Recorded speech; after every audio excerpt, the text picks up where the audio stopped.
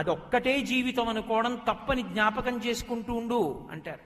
ఈశ్వర, దాని మీద ఉన్న ప్రీతి నీ మీద నాకు ఉండట్లేదు, కాబట్టి నాకు ధనము మీద ఉన్నటువంటి భ్రాంతి పోగొట్టి నీ మీద ప్రేమ కల్పించు. ఇది అడగడంలో మొదటి ప్రదక్షిణం చేసినప్పుడు ధనీష తీయమని అడుగుతాడు. రెండవది దారేష. దారేష అంటే భార్య మీద ప్రీతి. అంత ప్రీతి మంచిదే, అనుకూల దాంపత్యం మంచిదే, ఇద్దరూ కలిసి సంతోషంగా ఉండడం మంచిదే. అలా ఉండకూడదని శాస్త్రాలు చెప్పలేదు, గృహస్థాశ్రమం అలా ఉండవద్దని కూడా చెప్పలేదు. కానీ అది ఒక్కటే సమస్తం అనుకుని దాని వలన తరించిపోతాం అనుకోవడం మాత్రం తప్పు. భార్యాభర్తలు ఇద్దరూ చెయ్యి పట్టుకుని ఆధ్యాత్మిక జీవనంలో నడిచి యజ్ఞయాగాది క్రతువులు చేసి భగవద్భక్తితో ప్రవర్తించి ఒకరికొకరు తోడుగా ఉండి ఈశ్వరుణ్ణి చేరుకునే ప్రయత్నం చెయ్యాలి తప్ప ఎన్ని సంవత్సరాలు వచ్చినా భోగబుద్ధితోటి లోభబుద్ధితోటి జీవితాన్ని గడిపేస్తే దాని వలన వచ్చేటటువంటి ఉపకారమే ఉంటుంది. పైగా అంత భ్రాంతి పడిపోతున్నావే, ఏది ఆవిడెవరో నాకు చెప్పన్నారు శంకరాచార్యుల వారు. అసలు ఆవిడ గురించి చెప్పు, చెప్పిన తర్వాత నువ్వు పట్టుకో, అంత పట్టుకోవడం తప్పో పోనే చెప్తానన్నారు. కాతే కాంత కస్తే పుత్ర సంసారోయమతీవ విచిత్ర కస్యత్వం కక్కుతయా యాతః తత్వం చింతియత దియభ్రాత. కాతే కాంత, మావిడని వెర్రిక్కిపోతున్నావే, అనుకూలంగా ఉండొద్దన లేదు, ఇక అదే సమస్తం అంటున్నావే. ఆవిడెవరు చెప్పు. ఆవిడెవరు ఏంటంటే మా మామగారి కూతురు. మీ మామగారి కూతురని చెప్పడానికి మీ అత్తగారి కడుపులోకి ఎప్పుడు వచ్చింది? అయ్యో, తెలియకపోవడం ఏంటంటే మా ఆవిడ జనన తేదీ నుంచి 9 నెలలు వెనక్కి వెళ్ళండి అప్పుడు వచ్చింది. అంతకుముందు ఎక్కడుంది? వచ్చిందంటే అత్తగారి కడుపులోకి వచ్చింది అంటే అంతకుముందు ఎక్కడో ఉందిగా. నేను తాడేపల్లిగూడెం వచ్చాను అంటే ఇంతకుముందు కాకినాడలో ఉన్నాను కదా. ఎక్కడి నుంచి వచ్చింది ఏమో నాకేం తెలుసండి. పోన్లే, మీ ఆవిడ సంగతి తెలియదు. కస్తే పుత్ర, నీ కొడుకు ఎక్కడి నుంచి వచ్చాడు? నా కొడుకు అని వెంపర్లాడుతున్నావుగా, ఎక్కడి నుంచి వచ్చాడు? అదేంటంటే మా ఆవిడ కడుపులోంచి వచ్చాడు. మీ ఆవిడ కడుపులోకి ఎక్కడి నుంచి వచ్చాడు ఏమో. కస్యత్వం, పోని నువ్వెవరు? కోటేశ్వరరావుని. ఎప్పుడు పెట్టారు ఈ పేరు? నేను పుట్టినప్పుడు బాలసారిలో పెట్టారు మా నాన్నగారు. బాలసారికి ముందు నీకు పేరుందా? లేదు. ఎక్కడి నుంచి వచ్చావు? అమ్మ కడుపులోంచి. అమ్మ కడుపులోకి ఎక్కడి నుంచి వచ్చావు? తెలియదు. కస్యత్వం కక్కుతయాయాత, ఎక్కడికి వెడుతున్నావు? నేను కాకినాడలో బయలుదేరి వస్తుంటే ఎవరైనా అడిగితే తాడేపల్లిగూడెం పెడుతున్నానంటాను. నా జీవితంలో ఆయుర్దాయం అయిపోతోందిగా రాత్రింబవళ్లలో, మరి ఎక్కడికి వెడుతున్నాను తెలియదు. తత్వం చింతియత దియభ్రాత. ఏమీ తెలియకుండా జీవనం ఎందుకు గడిపేస్తావు తమ్ముడా? ఎంత ప్రేమ! ఆయన మన్ని సోదరా అని పిలవడమా? భ్రాత. నిందిస్తే బాధపడతామని ఆ ప్రశ్న వేసి భ్రాత, ఓ సోదరా ఆలోచించబోయి పాడైపోతావయ్యా అన్నారు శంకర్లు. కాబట్టి విర్రి పెట్టేసుకోకు. భార్య మీద ఉన్నంత మక్కువ పరమేశ్వరుడి మీద ఒక్క క్షణం ఎందుకు నించోదు? అబ్బాయి ఏమండి పడుకున్నానండి లేవలేను, కాస్త ఒక్కసారి అరటిపండిద్దరు అందనుకోండి. అయితే పడుకుంటే పోనీ మంచం మీద తినకూడదు. ఏమండి కూర్చున్నాను లేవలేను, కాళ్ళు నొప్పిగా ఉన్నాయి, కాస్త ఒక్కసారి అమృతపాణి అరటిపండు ఇద్దరు తింటానంది అనుకోండి. అరటిపండు పట్టుకెళ్ళి ఇస్తానా? అమ్మో, నా భార్య ఎంతో ప్రేమగా అరటిపండు తొక్క తీసి ఓ పళ్ళెంలో పెట్టి, మళ్ళీ అది తొక్క ఎక్కడేస్తుంది, కుర్చీలో కూర్చొని అలిసిపోయి ఉన్నది, తొక్క ఎక్కడో చిన్న డబ్బాలో పడేసి పళ్ళెంతో అరటిపండు పట్టుకెళ్ళి దానికి ఇవ్వట్లా. భగవంతుడికి అరటిపండు నైవేద్యం పెడితే గిల్లి పెట్టాలి, ఎందుకంటే తర్వాత నే తినాలి. మళ్ళీ అది మొత్తం తొక్క తీసేస్తే నల్లపడిపోదు, రాత్రి నేను తినడానికి ఎలా పనికి వస్తుంది? అందుకు గిల్లడం అంతే. అంటే నిజంగా ఆయన తినాలని పెడుతున్నావా, నువ్వు తినడానికి చూపిస్తున్నావా? ఏది? భార్యకి అరటిపండు పెట్టినంత ప్రేమ పరమేశ్వరుడికి పెట్టడంలో ఏది? దేవుడు అరటిపళ్ళని ఉంటాయి, గుళ్ళ ముందు కడుతుంటారు గెలలు, నా చిటికిని వేలంతా కూడా ఉండదు, సన్నగా మాడిపోయి ఉంటాయి. మనం తినడానికి వేరే అంగడిలో ఉంటాయి చక్రకేళీలు, అమృతపాణీలు, 40-50 పెట్టి అవ్వుకుంటారు. దేవుడు అరటిపళ్ళు అనేవి మొగ్గక నల్లగా మాడిపోయి ఇంతంత అరటిపళ్ళు ఉంటాయి, విప్పితే ఏముండదు అందులో, అటుకంత ఉంటుంది గుజ్జు. ఆ అరటిపళ్ళు దేవుడికి, ఈ అరటిపళ్ళు నాకు. నీ భార్యకి చక్రకేళి అరటిపళ్ళు కొన్నావు, నేనేమీ తప్పు పట్టను, మంచిదే కొను. ఏడాదికొక్కసారి 1-2 చక్రకేళి అరటిపళ్ళు ఆయనే తినాలని, ఏడాదికొక్కసారి. 2 చక్రకేళి అరటిపళ్ళు. ఈశ్వర నేను తొక్క విప్పి పెడతాను, తినండి, ఎంత తీయగా ఉన్నాయో, ముగ్గినివి తెచ్చాను, తినండి స్వామి. ఆప్యాయంగా ఒలిచి 2 పళ్ళు అక్కడ పెట్టిందిందా? మీరు పెడతారేమో మహాత్ములు, నా గురించి నేను చెప్పేది. కాబట్టి దారేష, ఏమి పిచ్చి ఈశ్వర ఇది, ఈ పిచ్చి నీ మీద లేదే, ఒక్క రోజులు ఉండట్లేదే. ఈశ్వర ఈ దారేషని తొలగించమని కాదు, భార్యయందు ప్రేమనుంచు, పిచ్చి కింద చేయకు, నీ యందు పిచ్చిని మంచిది అని 2వ ప్రదక్షిణంలో అడుగుతాడు. 3వ ప్రదక్షిణంలో పుత్రీష, ఆత్మజుడు అంటారు, నందనం అని పేరు కొడుకు, అందుకే యశోదానందనం, దేవకీ నందనం, దశరథ నందనం. నందనం అంటే ఆనందమునకు కారణమైన వాడు.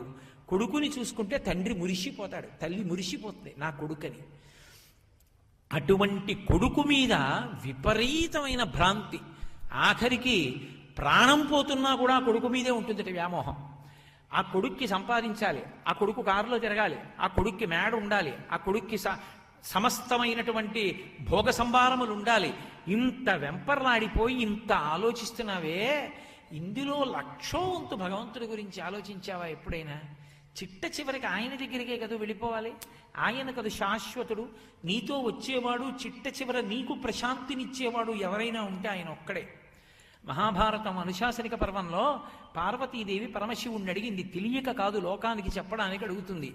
శంకర, కైలాస పర్వతం ఉంది, చింతామణులతో కూడినటువంటి మేడ ఉంది, కల్పవృక్షాలు కామధేనువులు తిరుగుతుంటాయి, అటువంటి మేడలో ఉండకుండా వల్లకాట్లో వెళ్ళి కూర్చుంటావు, ఎందుకయా శంకరా నీకు ఈ పని అని అడిగింది.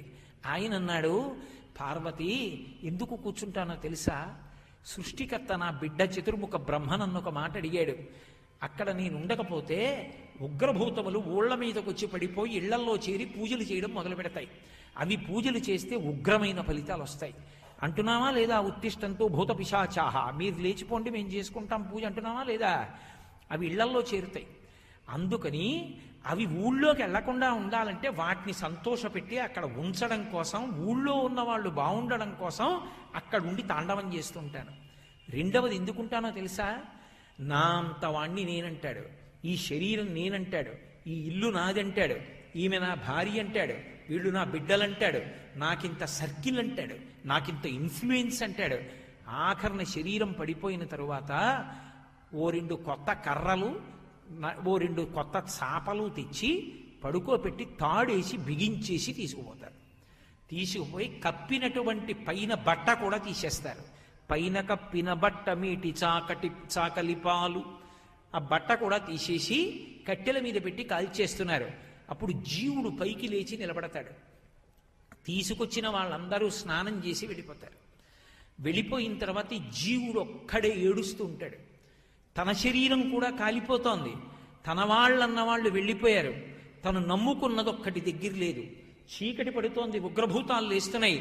భయపడిపోతుంటే, ఒరే బెంగ పెట్టుకోకురా నేనున్నాన్రా అని అప్పుడు సేద తీర్చడానికి ఎవరు ఉండరు పార్వతి, అందుకు నేను అక్కడుండి బెంగ పెట్టుకోకురా, వచ్చే జన్మలోనైనా శరీరాన్ని సక్రమంగా వినియోగించుకో, పాడైపోకు అని ధైర్యం చెప్పడానికి నేను అక్కడ ఉన్నాను పార్వతి, చేతకాక ఇల్లు లేక కాదు అని శంకరుడు అనుశాసనిక పర్వంలో పార్వతీదేవితో చెప్తాడు. కాబట్టి పుత్రీష, ఆ కొడుకు మీద ప్రేమ ఉండవద్దు అని శాస్త్రాలు చెప్పలేదు. కొడుకు మీద ప్రేమ ఉండవలసిందే, కొడుకు యొక్క అభ్యున్నతిని కోరవలసిందే. గృహస్థాశ్రమంలో ఉన్నవాడు కొడుకు కలగాలని కోరుకోక, కొడుకుని పోషించక, కొడుకు వృద్ధిలోకి రావాలని కోరుకోకపోతే ఆశ్రమంలో ఎలా ఉంటాడు? కాబట్టి ఆశ్రమంలో, గృహస్థాశ్రమమునందు కొడుకు యందు ప్రేమ ఉండడం తప్పు కాదు. కానీ కొడుకే సర్వస్వం అనుకుని తాను గోదానం కూడా చేసుకోకుండా వాడు చేస్తాడనుకుని బతికేయడం తప్పు. వాడు 11 రూపాయలు ఇచ్చి గోదానం చేసేశానంటాడు. 11 రూపాయలకి గోవు కాదు, గోవు తోకలో వెంట్రుక రాదు. గోదానం 11 రూపాయలు ఏంటి? నువ్వు ఉండగా హాయిగా నీ భార్యతో కలిసి ఓ గోదానం ఎందుకు చేసుకోవు? నీ ఒంట్లో ఓపిక ఉండగా ఇంత పచ్చిగడ్డి కోసి తీసుకెళ్లి ఓ గోశాలలో గోవుకి ఎందుకు పెట్టుకోవు? నీ ఓపిక ఉండగా ఓ గోశాలకెళ్ళి కూర్చుని ఓ గోశాలలో రామాయణంలో 4 శ్లోకాలో భగవత్ ప్రార్థనలో ఎందుకు చదవవు? ఓ గోవుకి ఒట్టికి నీళ్లు పోసి కడిగి చక్క పృష్ఠభాగమునందు పసుపు కుంకం పెట్టి 2 అక్షతలు 2 పువ్వులు ఎందుకు ఇయ్యవు? గోవుకి ప్రదక్షిణం ఎందుకు చెయ్యవు? ఎప్పుడో ఎవడో ఏదో చేస్తాడు, నిన్ను తరింపచేస్తాడని ఎందుకు తాపత్రయపడతావు? ఏమిటా ఈశ? ఎందుకంత విర్రి? ఈశ్వర, నాకు ఈ పిచ్చి పోవట్లేదు, మీరు ఈ పిచ్చి పోగొట్టండి. పోగొట్టి ధార్మిక కార్యక్రమముల యందు నేను పాల్గొని నన్ను నేను ఉద్ధరించుకునే అదృష్టాన్ని నాకు ఇవ్వండి అని ఉద్ధరేణ ఆత్మనాత్మానం, ఎవడిని వాడు ఉద్ధరించుకోవాలి. ఎవడికి ఆకలిస్తే వాడన్నం తినాలి. 10 మంది కలిసి చేసేవి కొన్ని ఉంటాయి, ఒక్కడు చెయ్యవలసినవి కొన్ని ఉంటాయి. భగవంతుడి పల్లకి పట్టుకుంటే 10 మంది పట్టుకోవాలి, ఉట్టి కొడితే 10 మంది కలిసి కొట్టాలి. ఆకలిస్తే అన్నం ఎవడికి వాడు తినాలి, నిద్ర వస్తే ఎవడికి వాడు నిద్రపోవాలి.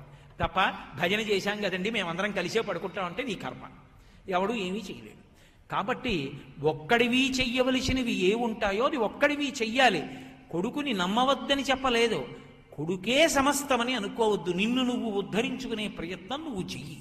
కాబట్టి ఈశ్వర, నాకటువంటి జ్ఞానమును ఇవ్వండి అని భగవంతుణ్ణి అడగడానికి నోరు విప్పి అడగకపోయినా ఈ మూడిటిని కృప చెయ్యమని అడగడానికి ప్రతిబంధకములను పోగొట్టి భగవంతుణ్ణి చేరవలసినటువంటి మార్గాన్ని సుగమం చెయ్యడానికి ఈశ్వరుడు యొక్క దేవాలయానికి 3 మార్లు ప్రదక్షిణం చేస్తారు. దాని వలన ధనేష, దారేష, పుత్రేష అనబడేటటువంటి 3 ఈశలు తగ్గిపోతాయి. తర్వాత దేవాలయంలోకి ప్రవేశించేటప్పుడు 3 మంటపములతో ఉండాలి దేవాలయం. అదే మహామంటపము, అర్ధమంటపము, ముఖమంటపము అని 3 మంటపాలు ఉంటాయి. మీరు ఇప్పటికీ శ్రీకాళహస్తి దేవాలయం లాంటి దేవాలయాలు చూస్తే ఆగమం ప్రకారం ఉంటాయి 3 మంటపాలు. ఆ 3 మంటపాలే స్థూల శరీరము, సూక్ష్మ శరీరము, కారణ శరీరము అని 3 శరీరాలు. ఈ 3 దాటి మహాకారణ శరీరంలోకి వెళ్ళాలి. ఈ 3 శరీరత్రయాన్ని దాటుతున్నాను. స్థూల శరీరం అంటే పైకి కనపడేటటువంటి ఈ శరీరం, సూక్ష్మ శరీరం అంటే లోపల ఉండేటటువంటి మనస్సు, చిత్తము, బుద్ధి, అహంకారము, అంతఃకరణ చతుష్టయం. కారణ శరీరం అంటే లోపల ఉన్నటువంటి ఆత్మ. మహాకారణ శరీరం అంటే వీటన్నిటికీ ఆధారభూతమైనటువంటి పరబ్రహ్మము. ఆ ఆత్మయే ఒక స్థాయిలో మహాకారణ శరీరముగా చెప్పబడుతుంది.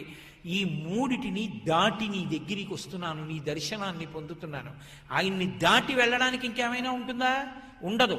ఇవన్నీ దాటి దాటి వస్తావు. ఆయన్ని కూడా దాటి వెళ్ళిపోవడానికి ఏం ఉండదు. అందుకే అంతరాలయానికి వెనక ద్వారం ఉండదు. ఇక ఆయన్ని దాటి వెళ్ళేది లేదు. ఆయన వరకే ప్రయాణం. మనుష్య జీవిత ప్రయాణం ఎక్కటి వరకు? ఆయనను చేరుట వరకు.